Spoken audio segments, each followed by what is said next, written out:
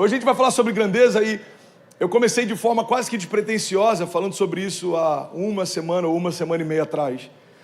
Só que são tantos princípios que eu creio que Deus quer estabelecer, que era uma mensagem que está se tornando quase uma série. Então você que já ouviu alguma dessas mensagens, eu queria que você abrisse o seu coração, porque eu não quero falar sobre as mesmas coisas, mas eu quero falar sobre princípios que vão levar a gente para o mesmo lugar. Amém? Eu quero falar sobre grandeza, e é interessante porque falar sobre grandeza na igreja evangélica, protestante, algum tempo atrás, era quase que falar sobre soberba, ou a gente se envaidecer. Por isso, muitas vezes a gente aceitou essa teologia, que ela parece mais crente. Irmão, olha para mim, olha que louco isso. Todas as vezes que alguém fala que você tem que ser menor, que você tem que ter menos expectativa, que você tem que buscar menos coisas, parece que a gente está sendo mais crente, a gente está sendo mais zeloso, quando na verdade a gente só está desperdiçando aquilo que o nosso Pai já liberou para nós. Você não é mais crente ou menos crente se você usufruir da grandeza de Deus em você ou não. Você só está desperdiçando mais ou desperdiçando menos. Essa é a lógica. Então ser grande significa corresponder a algo que Deus já estabeleceu para mim. Você está comigo? Diga amém. Eu acredito de verdade que como pastor, se eu alcanço você, mas não desperto você, eu só estou entretendo você. Pega essa chave, irmão. Se eu te alcanço, mas não te desperto, eu só estou te entretendo. E é exatamente assim que muitos ministérios estabelecem a sua história. Alcançam e administram, mas não despertam. Por quê? Porque tem muita gente insegura, preocupado com a porção que Deus depositou sobre o outro, mas a gente entende que se Deus não começar a ativar a porção que colocou sobre cada um aqui, a nossa igreja tem um prazo de validade muito limitado. Ninguém quer vir aqui e ouvir o André falar por semanas consecutivas. Existe algo de Deus em você que precisa ser ativado. Existe algo de Deus em você que precisa transbordar, ser multiplicado. Então o meu papel aqui é trazer você para ouvir algo de Deus que agora as pessoas vão ouvir a partir de você. Está comigo? Diga amém. Para que você está aqui nessa manhã? Diga com autoridade, diga, eu estou aqui para ser ativado. Eu quero ativar você. Esse é o papel da igreja, irmão, dar luz ao futuro. O papel da igreja é construir algo novo. O papel da igreja é estabelecer algo que não existe. O papel da igreja é ser visionária. A igreja precisa ser mais visionária do que o mundo. A igreja precisa ser mais criativa do que o mundo. O problema é que a gente aceitou um papel de reatividade. A gente reage àquilo que está acontecendo, quando na verdade nós deveríamos assumir o protagonismo na construção da história. Eu não sei se você sabe, mas Miami está em chamas. Alguém já ouviu falar? Miami é on fire. Está todo mundo da Califórnia e de Nova York vindo para cá. No mês passado, 33 mil drive licenses foram transferidas, se eu não me engano, de Nova York só para a cidade de Miami. Então a gente era um lugar onde o mundo passava férias, agora Miami está se tornando um lugar onde os americanos querem estabelecer raiz também. Talvez seja a primeira vez na história dessa região que americanos estão começando a ter um desejo de estabelecer raízes com Miami. Porque para grande parte do norte e alguns outros estados americanos, o máximo que se pensava era comprar uma casa de praia em Miami. Passar férias quando lá faz frio.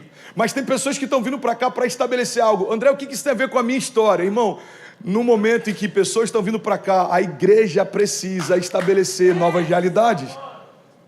Não dá para a gente daqui a 5 anos falar, cara, Miami explodiu, o que a gente vai fazer? Não, Deus já está nos dando a oportunidade de antecipar o novo óbvio. Você está comigo? Só que existem alguns pontos sobre grandeza que a gente precisa lembrar. O primeiro ponto que eu queria compartilhar é que nem todos querem que você desperte. Irmão, nem todos querem que você desperte. Por que, André? Porque é conveniente você permanecer onde você está. Nem todos querem que você desperte para o teu chamado, nem todos querem que você desperte para a tua grandeza, nem todos querem que você desperte para o teu destino. E a culpa é deles? Não, a culpa é sua, que permite que outros definam o limite que você vai viver. Irmão, a gente tem que assumir uma alta responsabilidade e entender que a vida que a gente está vivendo em Deus está diretamente ligada à nossa busca, à nossa fome, à nossa expectativa, à nossa entrega. Você está comigo? Então a gente ora pouco e quer que Deus responda muito. A gente semeia pouco e quer que Deus libere muito.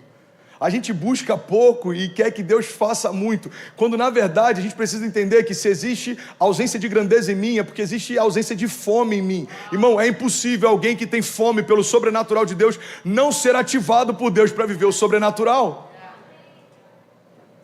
Então o primeiro ponto que eu queria compartilhar é que nem todos querem que você desperte. Por quê? Porque é conveniente para eles. Eu vou dar um exemplo bíblico, a história de Saul e Davi. Olha que interessante, a Bíblia diz que quando Saul ele estava atormentado, eu vou usar esse termo para não ficar tão pesado. Enquanto Saul se sentia atormentado algumas noites, ele pedia para que trouxessem Davi. Então Davi tocava a harpa e o louvor de Davi acalmava o coração de Saul.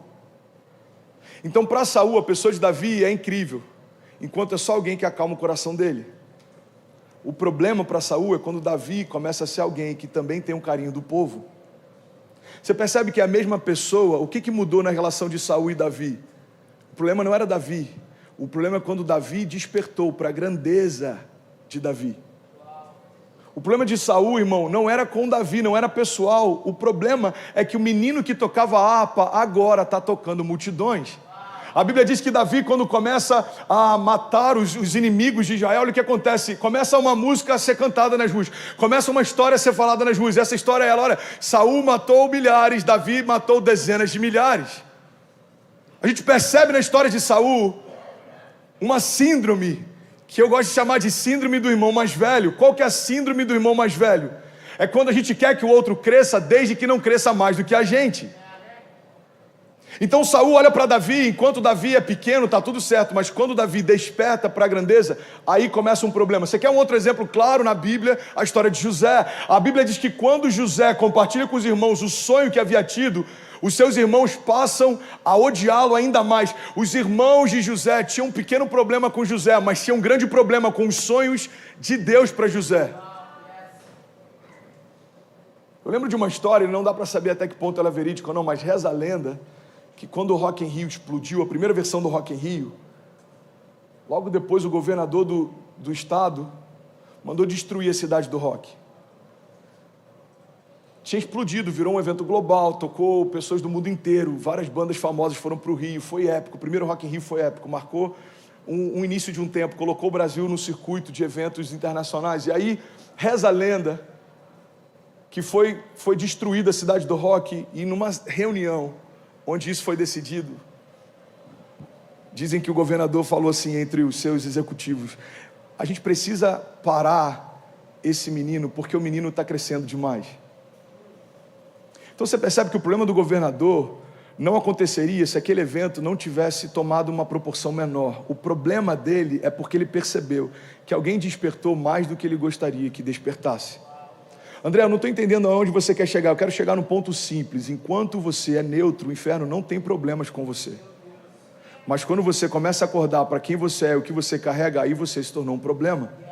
Tem uma frase do Irving McManus que eu compartilhei alguns meses atrás. Ele diz o seguinte: não vivermos com Deus nos coloca em perigo, mas caminharmos com Deus nos torna perigosos.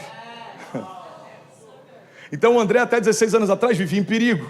Tinha momentos de bons e momentos ruins, tinha momentos em que coisas quase aconteciam. Alguém que já viveu essa estação em que parece que tudo quase acontece? Está a ponto de fechar o negócio, bum, não acontece. Está a ponto de viver um romper, não acontece. Essa inconstância é comum para quem não caminha com Deus. Agora, depois que a gente começa a caminhar com Deus, você acha que tudo vai ficar mais facilitado? Não, não vai. Porque quando um gigante acorda, o inferno se levanta também. Eu quero falar sobre grandeza, irmão, porque existe uma mentira no nosso meio de que é melhor não despertar tanto, porque está confortável do jeito que está. Uma das coisas que eu mais ouço com pessoas que começam a ser despertadas e começam a perceber algumas retaliações é: pastor, antes de eu me envolver, eu não tinha esse tipo de problema. Pois é, porque para o inferno você não era um problema. Para o inferno você era neutro, era passivo, para você estava tudo bem. Mas quando você entende quem você é, irmão, todo o inferno vai tentar se levantar para parar você. A boa notícia é que existe alguém que já levantou primeiro. Se Deus é por nós, quem será contra nós? Agindo Deus em nosso favor, quem impedirá o seu agir? Então, para uma igreja nascer em Miami, coisas se levantaram contra isso. Para uma igreja nascer em Fort Lauderdale, coisas se levantaram contra isso. Para alguns milagres de Deus serem gerados nos próximos meses na tua casa, coisas vão se levantar contra isso. Eu preciso ter esse entendimento. Alguém está recebendo algo de Deus essa manhã? Nem todos querem que eu desperte. Nem todos querem que eu desperte. A verdade é que as pessoas percebem quando o gigante acorda, irmão. As pessoas percebem. O olhar é diferente. Você consegue ver chama nos olhos de quem está conectado com o seu propósito. Quem desperta não é mais refém das circunstâncias. Você não depende mais de aprovação de outros. Na verdade, você não está nem mais aí para aprovação de outros. Você sabe quem você é, o que você carrega e para onde você está indo. Então, despertar significa eu não sou mais refém de ninguém, porque eu já fui comprado, eu já tenho um dono. Deus é o meu dono, Ele é o meu refúgio, a minha fortaleza. Ele é o meu socorro presente na hora da angústia. Ele me fez, Ele me deu propósito, Ele vai cumprir o que prometeu. Então, eu não estou preocupado com o que pensam, porque a única opinião que para mim é importante é daquele que me fez. Verdade, você nunca mais vai se acostumar com nenhuma outra coisa além daquilo que você foi chamado para ser. É como apurar o paladar, irmão. Eu não sei se alguém já viveu isso, mas depois que o seu paladar é apurado, você nunca mais consegue aceitar qualquer coisa. Faz sentido? Depois que a gente come um queijo de verdade, qualquer coisa que diz que é queijo, mas não é queijo, parece plastificado, emborrachado. A gente amava aquilo. Até que um dia apresentam pra gente o que de fato é um queijo. Esse é o meu medo de experimentar café gourmetizado e começar a gostar. Eu prefiro bustelo, pilon, torra escura, bem forte e bem doce. Pastor, eu trouxe um da Colômbia, não quero. Pastor, eu trouxe, não quero, porque eu já vi pessoas que são tão viciadas com um bom café gourmetizado que elas medem a temperatura da água, a quantidade da água, o tempo que vai ficar, falam, eu não quero isso pra mim. Eu quero poder continuar chegando na casa de alguém e falar, quer que passe um café? Quero. E eu não estou nem aí qual é o café que vai vir, desde que seja forte e muito doce. É verdade ou não? Você começa a conhecer o que é bom, você não quer voltar para aquilo que antes estava bom para você. Você quer um outro exemplo claro? Alguns agora vão até se emocionar quando lembrarem disso. Direção hidráulica. Você só dá valor à direção hidráulica, irmão, quando você tem o primeiro carro. Difícil é voltar a ter um agora que não tem direção. Faz sentido? Você estava feliz com o teu carro sem direção. Qual que era o único opcional dele? Trava elétrica. Aí você pega um carro com direção. Você fala, existe vida além da trava elétrica, irmão. Aí você dá o segundo update. Direção com câmbio automático. Você fala, peraí, dá para eu ir de um lugar para o outro sem passar marcha? Se eu esquecer de tirar o pé da embreagem, ele não vai morrer? Pois é. Aqui já tem uns 50 anos já que a galera está nessa. Eu comprei minha picape old school, ano 95, ela já tem direção hidráulica, câmbio automático, ar-condicionado e retrovisor elétrico. Eu falei, uau, no Brasil isso ainda é um opcional vendido à parte.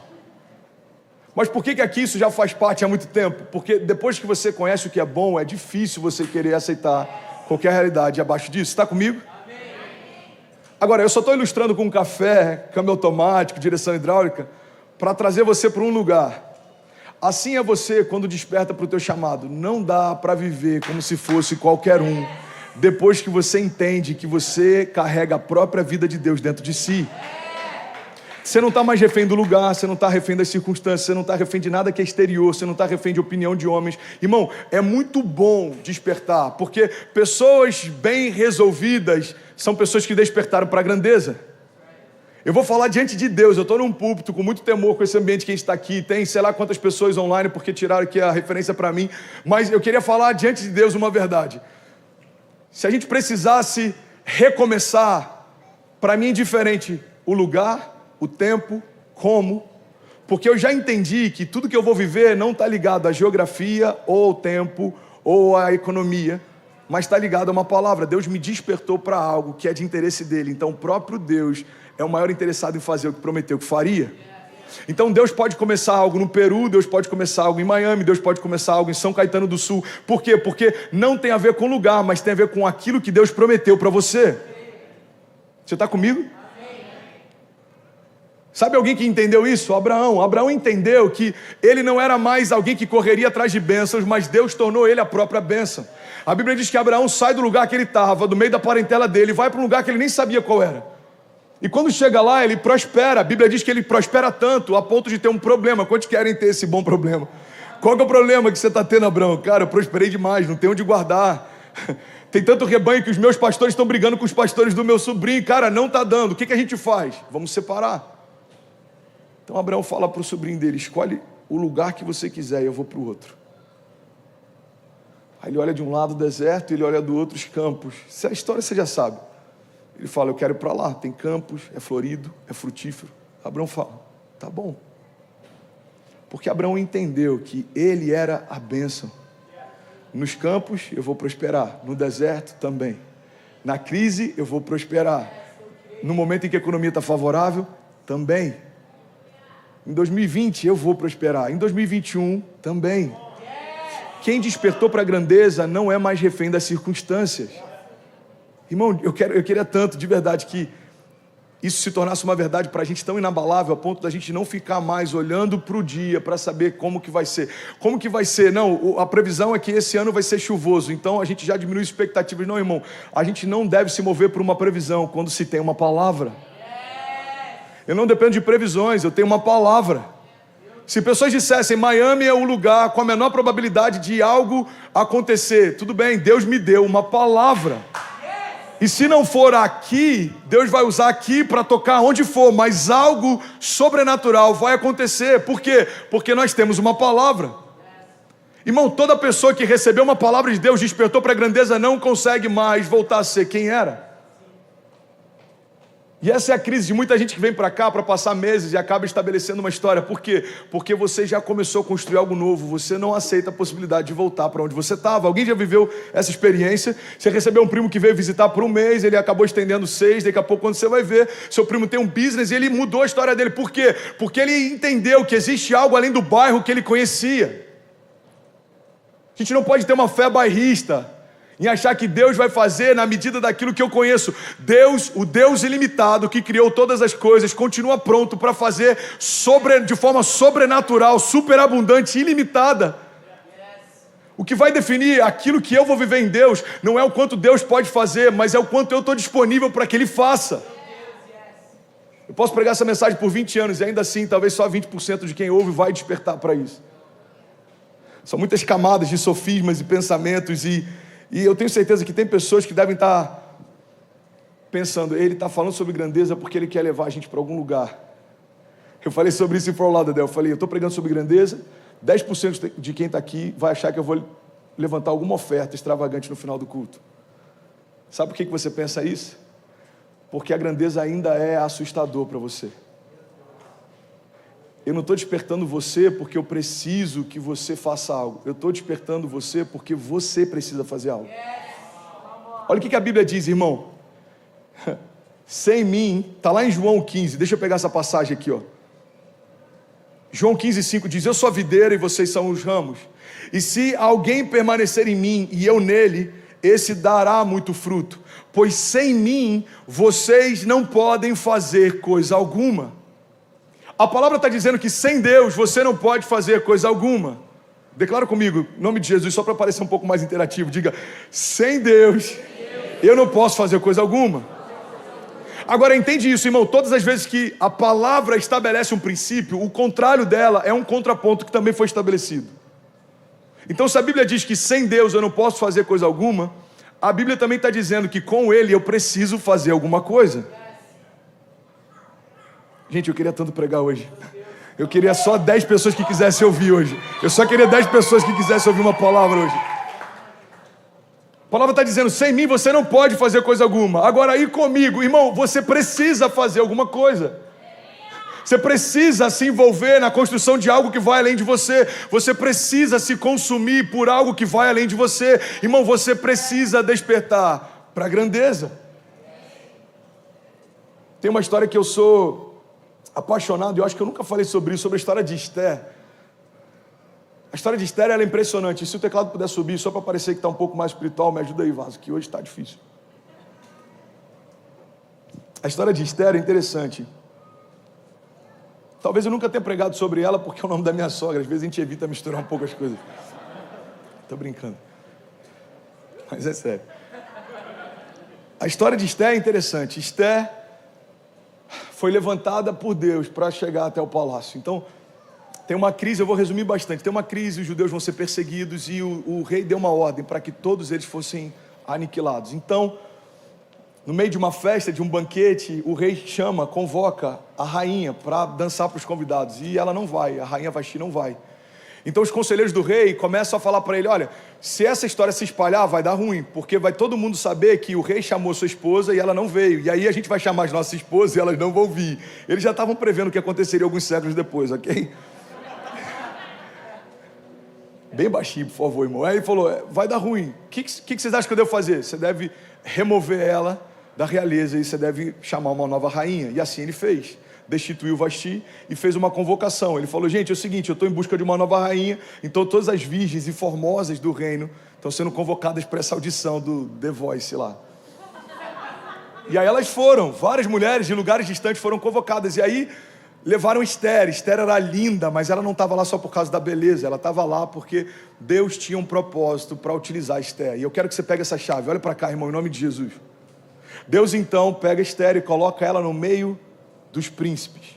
Deus pega Esther e coloca ela no meio da realeza. Deus pega Esther, alguém que era completamente improvável, desconhecida, alguém que não estava nos planos, e coloca ela no meio do centro da construção da história. Deus coloca uma coroa sobre ela e ela agora se torna rainha sobre todo aquele povo. Você está comigo, né? Diga amém. E aí o que acontece é o seguinte: a fúria do rei sobre os judeus está tão grande que ele dá uma liberação. Pode aniquilar qualquer judeu em qualquer lugar que eu tenha autoridade. Só que Esther era um deles. Esther fazia parte desse povo. Então, existe uma passagem que está lá em Esther 4:14, que eu acho maravilhoso. A Bíblia diz assim: Esther, se você ficar calada nessa hora, socorro e livramento surgirão de outra parte para os judeus. Mas você e a sua família, do seu pai, morrerão. Quem sabe não foi para um momento como esse que você chegou à posição de rainha. Tem dois princípios claros aqui.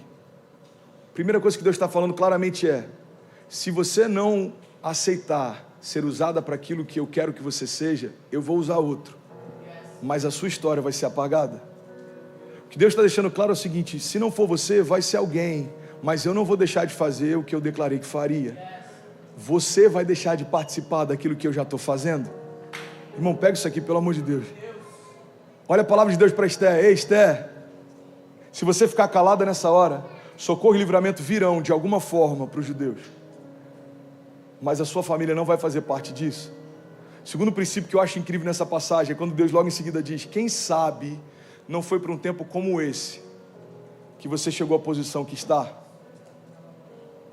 Sabe, irmão, eu acredito de verdade que foi para um tempo como esse que Deus colocou cada um aqui onde está. E a gente precisa entender que se Deus não puder contar com a nossa casa, Ele vai contar com a casa de alguém, mas não vai deixar de fazer no sul da Flórida e nas nações o que Ele declarou que faria. Quando eu entendo isso, obrigado, vocês são demais. Quando eu entendo isso, eu começo a ter um pouco mais de temor em relação ao que Deus está fazendo e a necessidade de participar disso. Porque para quem não despertou para isso, a gente acha o seguinte: eu estou fazendo um favor em, de alguma forma, contribuir com o que Deus está fazendo. Eu estou fazendo um favor quando eu chego uma hora mais cedo para servir como voluntário. Eu estou fazendo um favor quando eu pego um valor menor do que o tipe do almoço e oferta. Eu estou fazendo um favor quando eu venho 2 cultos na semana. Irmão, eu sou muito crente, eu venho 2 vezes na semana para o culto. Você percebe que quem não despertou para a grandeza acha que está fazendo favor, quando na verdade ainda não entendeu que Deus está contando com você para liberar a favor. Entende isso, irmão? Alguém vai pegar essa chave e vai mudar a história de alguém. Se alguém for despertado aqui, eu estou feliz. Pega essa chave. Eu dormi 3 horas e meia de ontem para hoje. Eu estou bem cansado. Eu estou dando o meu melhor. E talvez esse seja um dos cultos em que eu estou sentindo a maior resistência para conseguir fluir. Eu aprendi isso ao longo do ministério. Quanto mais fome, mais orgânico é o fluir. Hoje parece que eu estou querendo empurrar para alguns aqui algo que você deveria estar desejando beber. Mas a questão é: eu estou dando o meu melhor, eu vou dar tudo que eu tenho, eu vou fazer da melhor forma que eu posso. Eu me preparei o máximo que eu podia. Por quê? Porque eu fui chamado para ser um canal de favor. Se Deus me colocar na Tailândia, eu creio, Deus estabeleceu uma fonte de favor sobre a Tailândia. Se Deus me colocar em Miami, Deus estabeleceu uma fonte de favor em Miami. Por quê? Porque não tem mais a ver comigo, eu me tornei um canal não tem vontades, o canal não tem liberdades, um canal é só utilizado, é uma ferramenta. Você quando vai usar uma ferramenta, não pergunta para ela o que ela quer fazer. Você simplesmente pega ela e faz o que você precisa ser feito. Você não pega o teu telefone e fala, e aí, como é que você está hoje? Dá para a gente fazer umas ligações? Não, isso é quem ele é, isso é quem você é. Então em algum momento eu entendi, quem sabe não foi para um tempo como esse que Deus me colocou onde Ele me colocou. Quem sabe não foi para um tempo como esse que Deus chamou a minha casa para participar de um mover apostólico. Quem sabe não foi para um tempo como esse que Deus tirou a gente de um lugar e trouxe para outro completamente improvável. Quem sabe não foi para um tempo como esse que Deus está dando para a Cecília o inglês, está dando para o Benício a nacionalidade, porque Ele vai usar como príncipes. E eles têm que entender, você não veio para cá só para poder passear na Disney. Não, filha, Deus te trouxe para cá como Esther. Ele está adornando você, preparando você. E no tempo certo, se você se calar, Deus vai usar a casa do lado. Mas quem sabe, Cecília, não foi para um tempo como esse que Deus te trouxe para cá. A gente tem que ter esse entendimento, irmão, de que Deus transiciona pessoas, Deus transiciona realidades, Deus move. E não é só para que a gente usufrua. E é isso que eu quero que você entenda. Pega essa chave. Esther comia o que existia de melhor, vestia o que existia de melhor, morava no lugar com o que existia de melhor. Quando a gente lê o livro de Esther desde o início, você percebe que o palácio era algo que nos dias de hoje talvez a gente não tenha nada nem para comparar. Irmão, todos os tipos de mármores eram utilizados em diferentes ambientes do palácio. As colunas eram feitas pelos artistas mais habilidosos do palácio. As camas do rei para os seus convidados eram feitas em ouro e prata. A Bíblia diz no início do livro de Esther que eles fizeram uma festa para celebrar a grandeza do seu reinado, e foi 180 dias, se eu não me engano, 185 dias seguidos sem parar de festa. O rei convocou todo o povo, do maior ao menor, e por 5 dias, comida liberada e o melhor vinho do rei para todos eles. Então entende isso, ela estava usufruindo do que existia de melhor na terra. Mas ela estava lá com um propósito. Você não pegou, você vai pegar. Deus já te colocou no lugar em que você pode usufruir do que existe de melhor da terra. Mas Ele te colocou aqui com um propósito. Então se Esther está lá e ela só pensa, como eu sou favorecida. Deus me colocou no melhor lugar, para comer a melhor comida, para dormir na melhor cama. Obrigado, Deus, porque você me ama demais. Não, filha, não tem a ver só com você, mas tem a ver comigo em você. Então eu te coloquei entre os príncipes para você ser um canal de favor entre os pobres. Eu te coloquei entre reis para você ser um canal de favor entre o teu povo. Porque se você se calar, certamente o socorro virá através de alguém, mas a tua família não vai fazer parte disso. Irmão, eu quero finalizar essa mensagem quase como uma convocação. Olha para mim, em nome de Jesus. Se a gente se calar, Deus vai usar alguém. Se o Brasil que está na América se calar, Deus vai usar o Haiti, Deus vai usar, sei lá, a Eslovênia, Eslováquia, ou qualquer outro lugar.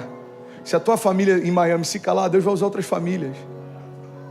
Porque Deus não precisa de você, Ele tem prazer em fazer com você. É uma relação de aliança, não de necessidade. Deus precisa do André? Não, tem pessoas melhores do que o André, mais apaixonadas do que o André, mais preparadas do que o André. Mas Ele tem prazer de alguma forma em fazer com o André. Então, nesse tempo, naquilo que Deus me chamou para fazer, eu quero ter prazer de fazer com Ele. Por quê? Porque Ele nos chamou para um tempo como esse. Quem sabe foi para um tempo como esse que Deus te chamou para cá. Você se tornou um empresário, você tem funcionários, você tem um business. A minha pergunta é, de que forma o que Deus te deu tem sido um canal de favor para aquilo que Deus quer fazer? Você percebe isso? Você está comigo aqui? Então essa vai ser a minha mensagem até o último dia nesse lugar. Brasil, desperta e resplandece. Desperta e resplandece. Você não veio para cá para limpar a casa de gringo. A gente pode até limpar, mas não é só para isso que você está aqui. Você não veio para cá só para conseguir ter conforto. Isso Deus vai te dar. Mas existe mais do que isso. Existe mais do que isso. Você está comigo? Sabe, eu tenho sonhado algo nesses últimos dias. Eu tenho sonhado em de que forma a gente consegue internacionalizar a mensagem. que Deus tem dado? De que forma a gente consegue tocar a América Latina? De que forma a gente consegue fazer com que americanos ouçam na sua liga nativa? De que forma a gente consegue transbordar? Porque quando Deus começa a fazer algo, eu creio que existe um transbordo de Deus que vai além daquilo que a gente já viu, já experimentou. Então você percebe que no início, há 2 anos atrás, a preocupação era como a gente consegue alugar uma sala que cabe 50 pessoas. Depois a preocupação é como a gente consegue alugar um auditório que caiba 200 pessoas. Depois a preocupação é como a gente consegue ter um sistema de transmitir a mensagem para tocar milhares de pessoas. Agora a preocupação é como a gente consegue criar um sistema de mobile church para tocar a costa do estado.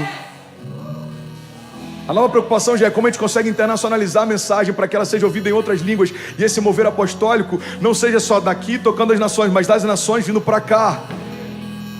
Então o que eu estou compartilhando são 2 anos de ministério de pessoas completamente improváveis, do cara que está no som até o cara que está no púlpito. Cada um de nós são completamente improváveis.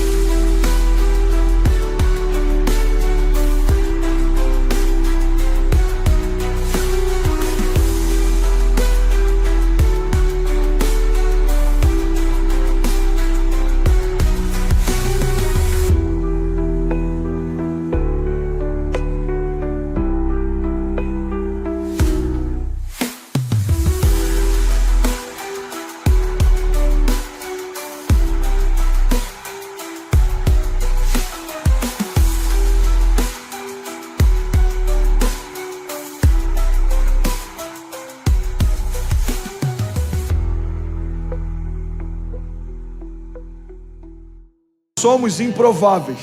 Somos improváveis. O nosso streaming é liderado por uma pessoa que a formação dela é mecânico de kart, liderando um streaming que toca 8.000 pessoas, 7.000 pessoas nas nações. Por quê? Porque nós entendemos que a grandeza não tem a ver com quem somos, mas o que habita em nós. Quem sabe não foi para um tempo como esse que Deus nos chamou para esse lugar? Quem sabe não foi para um tempo como esse? Quantos pastores adormecidos aqui vieram para cá e se esqueceram que tem um chamado? Irmão, o teu chamado antecede a tua realidade hoje. Você não foi pastor, você é pastor. Você só precisa despertar. Você não está aqui, irmão, para conquistar coisas. Você está aqui para fazer história com Deus. E Ele vai te dar como despojo de guerra aquilo que até aqui você se esforçava para conquistar. Você está comigo? Você não acredita nisso? 30% de quem está aqui não acredita nisso. Feche seus olhos, deixa eu orar com você. Feche seus olhos. E aí, tudo bem? Você acabou agora de assistir um vídeo. Se você ainda não está inscrito, já se inscreve também no nosso canal, ativa esse sininho aqui embaixo de notificação e toda vez que eu fizer uma live ou estiver transmitindo uma mensagem ao vivo, você vai ser um dos primeiros a saber. Mas eu deixei mais 2 indicações aqui que eu espero que façam muito sentido para você. Então já aproveita e clica para assistir a próxima mensagem, beleza? Seja bem-vindo ao time de incendiários e eu espero de verdade que essas mensagens mudem a sua vida como elas têm mudado a minha também. Até a próxima. Valeu!